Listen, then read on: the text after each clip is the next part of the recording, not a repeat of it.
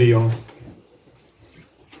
Père, nous nous approchons de toi ce matin, car tu es notre source de vie. Tu es notre espérance. C'est en toi que nous avons tout. Alors, parle-nous, Seigneur. Parle-nous à ta manière. Fais-nous sentir que tu nous aimes, que tu nous conseilles, que tu nous purifies. Dans le nom de Jésus, nous te prions. Amen. Chers frères et sœurs, notre message pour aujourd'hui est tiré de l'épître de Jacques. Jacques, chapitre 2, verset 8. Tu aimeras ton prochain comme toi-même. Que le Seigneur soit avec vous tous. Tu aimeras ton prochain comme toi-même. Qui doit-on aimer en premier? D'après cette phrase, tu aimeras ton prochain comme toi-même. Qui doit-on aimer en premier? Hein? Moi-même, ou plutôt soi-même. Et oui, voilà le non-dit de cette phrase. C'est l'amour de soi-même qui est la référence. Soyons logiques. On aime soi-même avant qui que ce soit d'autre. Mais c'est de la même manière que l'on nous demande d'aimer aussi notre prochain.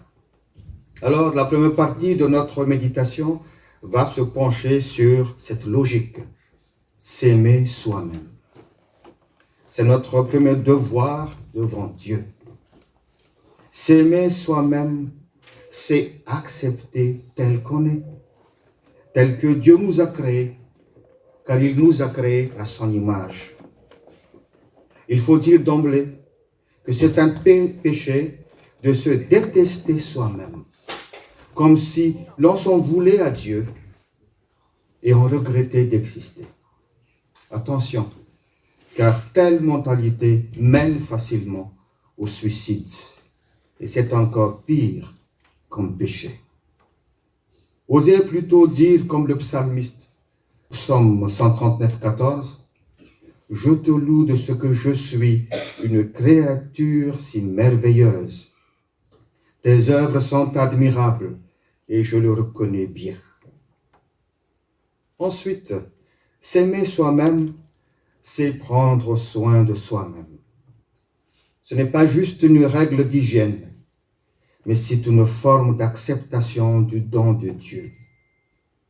En effet, c'est un devoir de se laver tous les jours, se nourrir correctement, faire attention à ce qu'on mange et à ce qu'on fait. C'est un devoir de se soigner quand on est malade. Ce sont des choses anodines, dites-vous peut-être. Mais parfois, on néglige trop de choses apparemment classiques, mais importantes pour s'aimer soi-même. S'aimer soi-même, c'est être en paix avec soi-même. Cela veut dire accepter ses propres imperfections. Personne n'est parfaite et nous devons reconnaître et accepter nos imperfections. Puisque Dieu nous a créés tous uniques, alors évitez donc la comparaison avec autrui, car chacun est unique. À chacun son parcours et ses performances. Se comparer constamment aux autres peut générer des sentiments d'insatisfaction et de mal-être. Chacun a ses propres défis. Alors, aimez-vous comme vous êtes et continuez votre parcours. Joseph, le fils de Jacob, a connu un parcours différent de celui de tous ses frères. Il a dû souffrir, maltraité par ses propres frères, vendu en esclave, innocemment emprisonné, jalousé par ses collègues du palais. Mais Dieu lui a réservé une autre élévation derrière. Et c'est lui qui sera le sauveur de sa famille et de son pays, de la famine et de la pauvreté. Alors, ayez confiance en Dieu et restez fidèles car Dieu vous aime plus que vous-même. Aimer soi-même, c'est accepter aussi ses limites. Apprenons à dire non lorsque cela est nécessaire. Et évitons de nous mettre tout le temps dans la frustration. Parfois, nous créons nous-mêmes notre enfer. À la fin de leur traversée du désert, Moïse a encore voulu entrer en terre Canaan. Et le Seigneur a préféré le reprendre, car vu son âge, il ne pourrait plus mener une autre bataille qui attendra de nouveau les fils d'Israël. Chers amis, sachant et respectant nos limites. S'aimer soi-même, c'est aussi savoir se pardonner. On est tous des humains. On est tous capables de faire des erreurs dans la vie. La parole de Dieu nous dit par ailleurs dans Romains 3, 23, « Tous ont péché et sont privés de la gloire de Dieu. » Alors, une fois que vous vous êtes repentis, arrêtez-vous de vous culpabiliser tout le temps. Ce qui est fait est fait. Vous êtes déjà pardonné. Essayez plutôt de positiver les choses. Nos erreurs nous ont servi de leçons, d'expérience pour mieux réussir à l'avenir. Alors, libérez-vous du poids des erreurs du passé en se pardonnant vous-même. Et ce processus est essentiel pour avancer et trouver la paix intérieure. Enfin, si nous sommes tous nés pécheurs et sommes par conséquent destinés à la perdition éternelle, pourquoi s'attarder à recevoir le salut de Dieu en Jésus-Christ? Pourquoi faire autant souffrir notre âme? Pourquoi laisser Satan s'emparer de nous facilement? Pourquoi ne pas recevoir le Saint-Esprit pour nous guider et nous protéger? Chers amis, s'aimer soi-même, c'est accepter Jésus-Christ comme votre Seigneur et Sauveur. Alors, engagez-vous. Nous allons maintenant entamer la deuxième et la dernière partie de notre méditation. Aimer son prochain comme soi-même. Nous devrions nous aimer nous-mêmes, certes. Cet amour ne devrait pas franchir le seuil de l'égoïsme ni celui de l'égocentrisme. Sinon, nous foulons rapidement aux pieds l'amour du prochain, qui est un devoir chrétien. Qui est notre prochain? Le mot prochain vient du mot grec plésion. Vous savez, le grec, c'est la langue biblique du Nouveau Testament. Ce mot signifie avant tout près, d'où le mot proche dérivé du prochain. Mais ce mot grec signifie également sans distinction. Alors, aimer son prochain, c'est aimer sans distinction tout ce que le Seigneur nous met sur notre chemin. Notre prochain, donc, c'est notre voisin de palier, notre conjoint, nos enfants, nos collègues de travail, nos camarades de classe. Notre prochain, c'est nos frères et sœurs en Christ, les membres de notre grande famille, nos ennemis, les inconnus qui passent comme le bon samaritain, nos interlocuteurs dans les réseaux sociaux, etc., etc. Alors, comment aimer son prochain? Aimer son prochain, c'est accepter comme il est.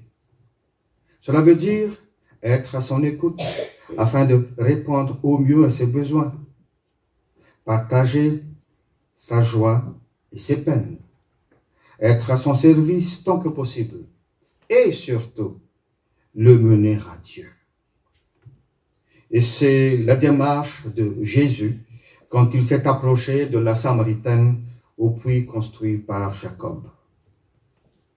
Je sais que ce n'est pas toujours facile d'aimer ceux qui nous ont fait du mal.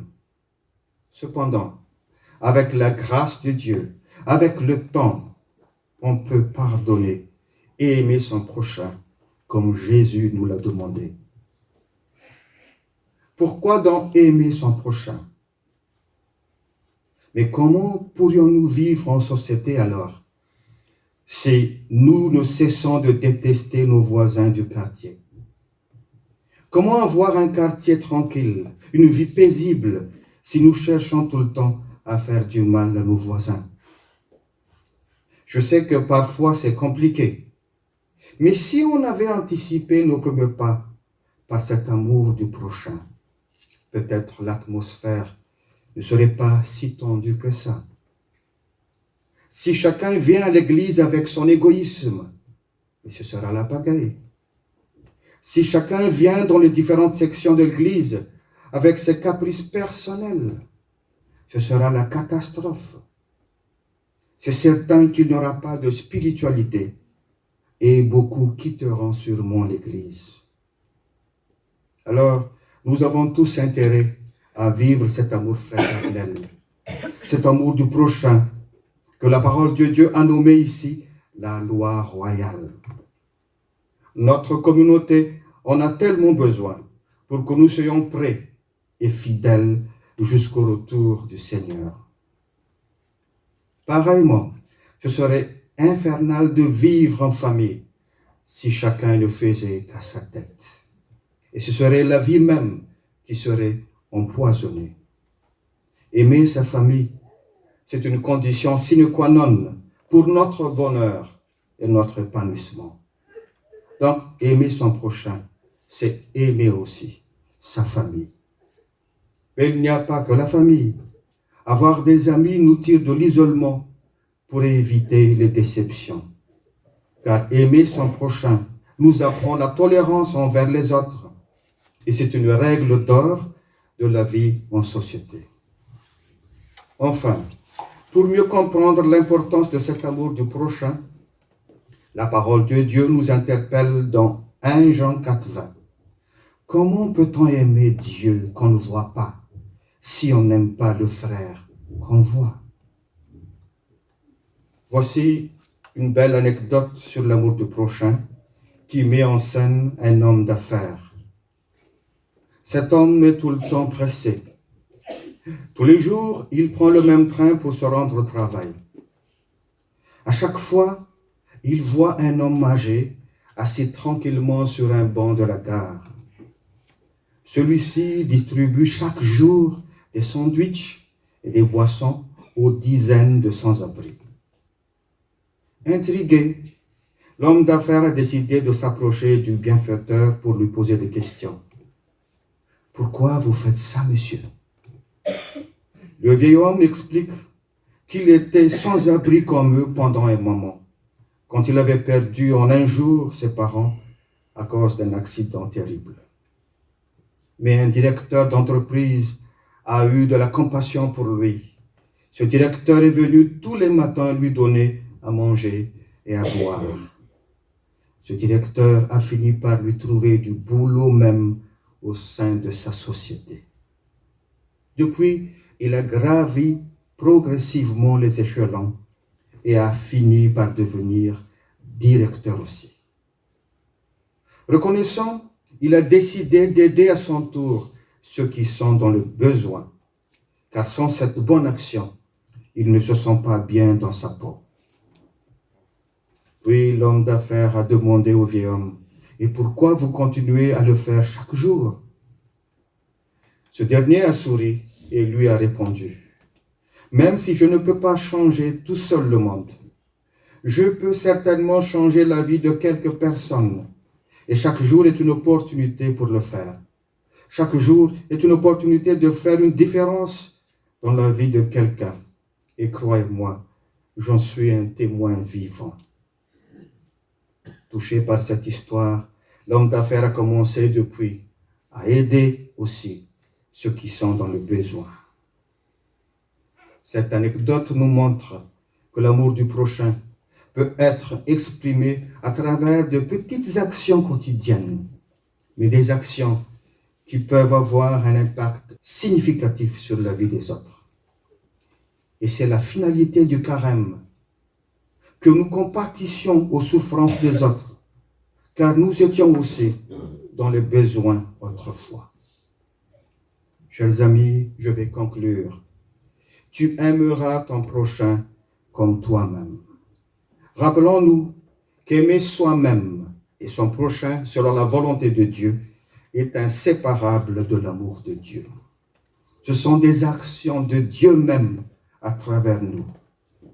Alors, priez et laissez le Seigneur vous permettre de le voir à travers nos frères et sœurs. Ne nous lassons pas de demander des cœurs purs, afin que nous puissions regarder au cœur et non aux apparences.